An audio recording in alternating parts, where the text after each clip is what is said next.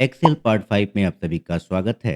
आज के इस क्लास में हम पढ़ने वाले हैं अटेंडेंस ट्रैकर के बारे में, यानी कि अटेंडेंस शीट बनाना सीखेंगे। पिछली क्लास में हमने जाना था सैलरी शीट के बारे में। अब उन्हीं एम्प्लॉय का हम अटेंडेंस भी बनाएंगे। तो हमने यहाँ पे डेटा ले लिया है। आप देख सकते हैं नेम ऑफ एम्प्लॉय और उनका डिजिग्नेशन यहाँ पे दिया गया है। अब मैं जिस मंथ का अटेंडेंस बनाना चाहता हूँ, उस मंथ को ऐड करने के लिए ऊपर एक रो इंसर्ट कर लेता हूँ कंट्रोल प्लस से। और मैं यहाँ पे वो मंथ इंसर्ट कर देता हूँ जिस मंथ का हमें अटेंडेंस शीट बनाना है। तो ये मंथ चल रहा है दिसंबर 2024। अब मुझे पूरे मंथ का अटेंडेंस बनाने के लिए सबसे पहले मैं यहाँ पे डेट इंसर्ट करूँगा। तो डेट इंसर्ट करने के लिए आपको उस फॉर्मेट में डेट को इंसर्ट करना है जिस फॉर्मेट में आपके कंप्यूटर में डेट इंसर्ट है। जैसे आप देख सकते हैं मेरे कंप्यूटर में पहले दिया गया है, फिर दिया गया है और फिर दिया गया है। तो मैं इसी फॉर्मेट में यहाँ पे डेट इंसर्ट कर लेता हूँ। तो पहले फिर डे और फिर ईयर। अब जो डेट मैंने इंसर्ट किया है, इसको शॉर्ट करना है। तो शॉर्ट करने के लिए सिंपली आपको जाना है होम टैब में। होम टैब के नंबर ग्रुप पे जाना है और यहाँ पे आपको जाना है कस्टम में। कस्टम में जाने के बाद आपको यहाँ मिलेगा टाइप, और टाइप में आपको यहाँ सिंपली सबको डिलीट करके लिखना है डी। और जैसे ही डी लिख के आप ओके पे क्लिक करेंगे, आप देखेंगे कि आपका जो डेट था वो शॉर्ट हो गया है। अब सिंपली पूरे मंथ का मुझे अटेंडेंस ट्रैकर बनाना है। तो सिंपली यहाँ मैं फिल हैंडल बार का यूज करते हुए इसको ड्रैग करूँगा। पूरे मंथ को मैंने ड्रैग करके 30 तारीख तक छोड़ दूँगा। अब देखेंगे पूरा ये डेट आ गया। अब इसको टेक्स्ट को ऑटो फिट करने के लिए मैं यूज कर रहा हूँ सीक्वेंशियल शॉर्टकट की अल्ट एच ओ आई। और जैसे ही मैंने Alt H O I press किया, आप देखेंगे यहाँ पे जो डेट है वो ऑटो फिट हो गया। ठीक है। अब मैं चाहता हूँ कि जो ये डेट है उसका यहाँ पे दिन आ जाए। इसके लिए मैं एक फार्मूला टाइप कर रहा हूँ equal to text bracket open, फिर कह रहा है वैल्यू। वैल्यू का मतलब इस डेट का दिन आना चाहिए, तो ये डेट वैल्यू की जगह पे ले लिया, comma format text. Format text की जगह पे मैं टाइप कर रहा हूँ डी।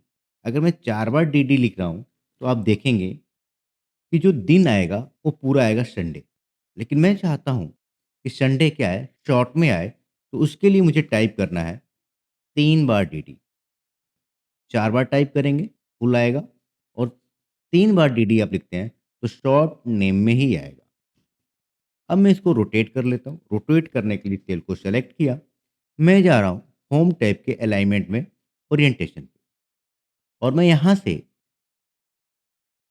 रोटेट टेक्स्ट अब को सेलेक्ट करूँगा। जैसे ही मैं सेलेक्ट करूँगा, आप देखेंगे रोटेट हो गया। अब सिंपली मुझे यहाँ पे फिल हैंडल बार का यूज़ करते हुए ड्रैग कर देना है। अब आप देखेंगे प्रत्येक दिनांक का यहाँ पे दिन आ गया। सिंपली मुझे यहाँ पे प्रेजेंटी एब्सेंटी लगाना है। तो इसके लिए आप चाहें तो डायरेक्ट प्रेजेंट के लिए पी, एब्सेंट के लिए ए टाइप कर सकते हैं। लेकिन मैं यहाँ पे लिस्ट बनाऊँगा। लिस्ट बनाने के लिए सिंपली जिस सेल में आप लिस्ट बनाना चाहते हैं उन सेल को सेलेक्ट करें। तो मैं पूरे इस सेल रेंज को सेलेक्ट कर लेता हूँ जहाँ पे मुझे लिस्ट बनाना है। इसके बाद सेलेक्ट करने के बाद आपको जाना है डेटा टैब में। डेटा टैब के बाद आपको आना है डेटा टूल्स ग्रुप में, और यहाँ मिलेगा आपको डेटा वैलिडेशन। तो डेटा वैलिडेशन में जाना है और फिर आपको जाना है डेटा वैलिडेशन में, और फिर यहाँ सेटिंग में अलाउ में आना है, और अलाउ में आके आपको यहाँ पे चूज करना है लिस्ट। फिर आपको आना है सोर्स में, और अब अटेंडेंस शीट में जो जो चीज़ें आप रखना चाहते हैं, जैसे प्रेजेंट के लिए मैं पी रखना चाहता हूँ, तो यहाँ पे मैं टाइप करूँगा पी। अब्सेंट के लिए मैं ए टाइप करना चाहता हूँ, तो अब्सेंट के लिए ए। प्लान लीव के लिए मैं पी एल, और फिर सिक लीव के लिए मैं एस एल टाइप करता हूँ। तो आप ऐसे कॉमा के साथ सेपरेट करके टाइप कर सकते हैं जो आप अटेंडेंस शीट में दिखाना चाहते हैं। सिंपली टाइप करने के बाद आपको ओके पे क्लिक कर देना है। और जैसे ही आप ओके पे क्लिक करेंगे तो आप यहाँ पे देखेंगे हर सेल में लिस्ट बन के यहाँ पे आ गया है। आप इस सेल में भी देखेंगे तो यहाँ भी लिस्ट है। तो आप किसी भी सेल में देखेंगे तो आपको लिस्ट मिल जाएगा।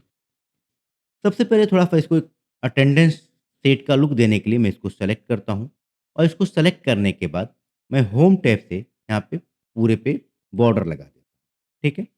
अब आप ऐसे चाहें तो आप अब्सेंट परसेंट फिल कर सकते हैं, लेकिन मैं सिंपली कर क्या रहा हूँ, पूरे सेल रेंज को सेलेक्ट करूँगा और फिर मैं कंट्रोल डी से फिल डाउन और कंट्रोल आर से फिल राइट कर और फिर कहीं-कहीं पे मैं जानबूझ के यहाँ पे अब्सेंट कर ले रहा हूँ और कहीं पे मैं प्रेज़ेंट कर ले रहा हूँ। तो ऐसे आप यहाँ पे प्रेज़ेंट, पीएल, एसएल आप जगह-जगह पे चेंज कर सकते हैं, ठीक है? तो मैं ऐसे चेंज करता हूँ, ठीक है? अब मुझे नेक्स्ट जो करना है, मैं चाहता हूँ कि जो भी ये प्रेज़ेंटी एब्सेंटी है, इसका मैं फ़ॉर्मेटिंग करूँ, लेकिन वो भी कंडीशन के हिसाब से। अब यहाँ पे कंडीशन के हिसाब से इन द सेंस क्या है कि जैसे यहाँ पे शुदा है, इसको मैं फ़ॉर्मेटिंग करना चाहता हूँ, जैसे मैंने इसको बोल्ड कर लिया, यहाँ पे इसका कलर रेड दे दिया। तो यहाँ पे मैं अब जिसका जो भी कुछ लिखूँगा, जैसे मैं लिखता हूँ मोहन, तो मोहन का भी आप देखेंगे उसी फ़ॉर्मेट में आ रहा है। बात समझ में आ रही है? तो इसको बोलते हैं फिक्स्ड फ़ॉर्मेटिंग।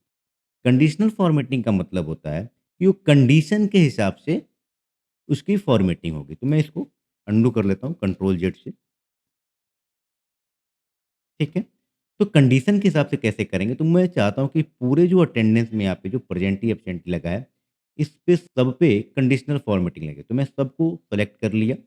फिर मुझे जाना है होम टैब के कंडीशनल फ़ॉर्मेटिंग में जाएँगे और यहाँ पे आपको मिलेगा हाइलाइट फील्ड रूल और यहाँ से आपको जाना है इक्वल टू पे और इक्वल टू पे मैं पहले प्रेज़ेंट का कलर देना चाहता हूँ, तो मैं लिखूँगा पी, तो पी बराबर होगा, जहाँ भी पी होगा इस सेल में उसका कलर मैं ग्रीन करना चाहता हूँ, तो मैं green fill with dark green text को सेलेक्ट करूँगा, तो यहाँ पे देखेंगे जहाँ-जहाँ पी है वो क्या हो गया? ग्रीन हो गया। वैसे ही मैं पीएल को देना चाहता हूँ, तो मुझे सिंपली करना क्या है? मुझे जाना है होम टैब के कंडीशनल फॉर्मेटिंग में highlight cell rule equal to अब मुझे करना है किसको? पीएल को। तो पीएल के लिए मैं यहाँ से कलर दे सकता हूँ, कोई भी जैसे मैं येलो दे देता हूँ और ओके पे क्लिक करूँगा देखिए, पीएल जहाँ-जहाँ होगा वहाँ पे क्या हो गया? येलो हो गया। ऐसे मैं एसएल को देना चाहता हूँ, तो एसएल को देने के लिए मैं कंडीशनल फॉर्मेटिंग में जा रहा हूँ, highlight cell rule equal to और फिर मैं यहाँ लिख रहा हूँ एसएल और एसएल के लिए यहाँ पे मैं जाके अगर आप अपने हिसाब से बनाना चाहते हैं तो आप कस्टम फॉर्मेट में जाएँ और यहाँ से आप फ़ॉन्ट का कलर चेंज कर सकते हैं, तो मैं कलर दे देता हूँ ये ब्लू, ठीक है ना? तो आप देखेंगे जो एसएल होगा उसकी फॉर्मेटिंग यहाँ पे ब्लू हो गई। ऐसे ही एब्सेंट के लिए मैं रेड देना चाहता हूँ, तो मैं कंडीशनल फॉर्मेटिंग पे जा रहा हूँ, highlight cell rule equal to और यहाँ एब्सेंट के लिए मैं दे रहा हूँ रेड। चलिए मैं रेड दे देता हूँ, ओके कर दिया, ठीक है?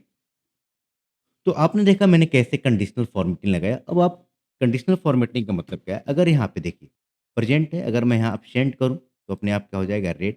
अगर मैं यहाँ पे पीएल करूँ, तो यहाँ पे हो जाएगा येलो। अगर मैं यहाँ पे एसएल करूँ, तो ये हो जाएगा आपका ब्लू। बात समझ में आ रही है? तो एक कंडीशन के हिसाब से इसकी फॉर्मेटिंग हो रही है। अब यहाँ पे आप देख सकते हैं कि संडे में भी प्रेज़ेंट एब्सेंट चढ़ा हुआ है। तो मैं चाहता हूँ कि संडे वाला जो है वो वीकेंड ऑफ है। तो इसके लिए मैं यहाँ पे डायरेक्टली वीकेंड ऑफ लिखने का प्रयास करूँगा, वीकेंड ऑफ, तो इंसर्ट ये नहीं होगा क्योंकि ये इसके लिस्ट में शामिल नहीं है। तो इसके लिए मुझे लिस्ट में इसको ऐड करने के लिए मुझे फिर से पूरे सेल रेंज को सेलेक्ट करना होगा। फिर हम चलते हैं डेटा में, डेटा के बाद डेटा वैलिडेशन और यहाँ से लिस्ट लेंगे और उसी लिस्ट में जाके मैं यहाँ पे वीकेंड ऑफ को ऐड कर देता हूँ और जैसे ही ओके करूँगा आप देखेंगे इस लिस्ट में वीकेंड ऑफ आ गया। अब जहाँ-जहाँ संडे है वहाँ पे मैं वीकेंड ऑफ को ऐड कर लेता हूँ।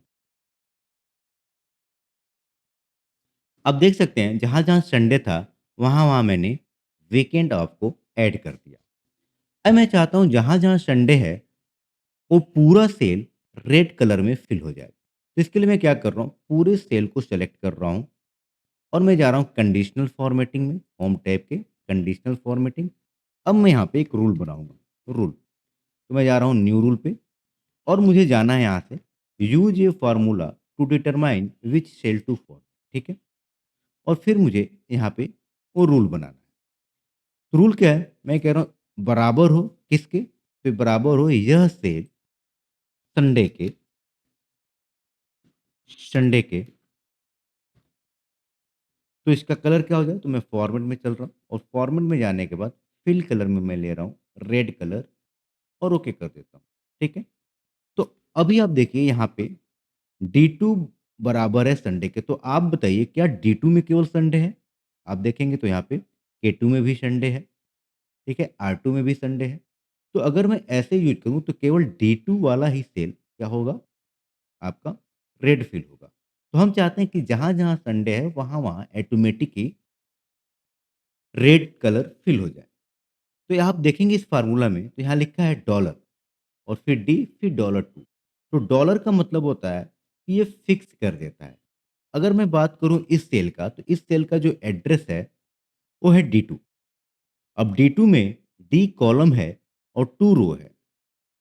तो जहाँ डॉलर लगता है अब D के आगे भी डॉलर लगा हुआ है, यहाँ पे देखिए, और 2 के आगे भी डॉलर है। मतलब D के आगे डॉलर डॉलर का मतलब क्या है कि कॉलम भी फिक्स है और यहाँ पे रो भी फिक्स है। तो अगर अब मैं बात करूँ इस सेल के एड्रेस की तो D2 होगा और इस सेल की बात करूँ तो K2 होगा और इस सेल की बात करूँ तो R2 होगा।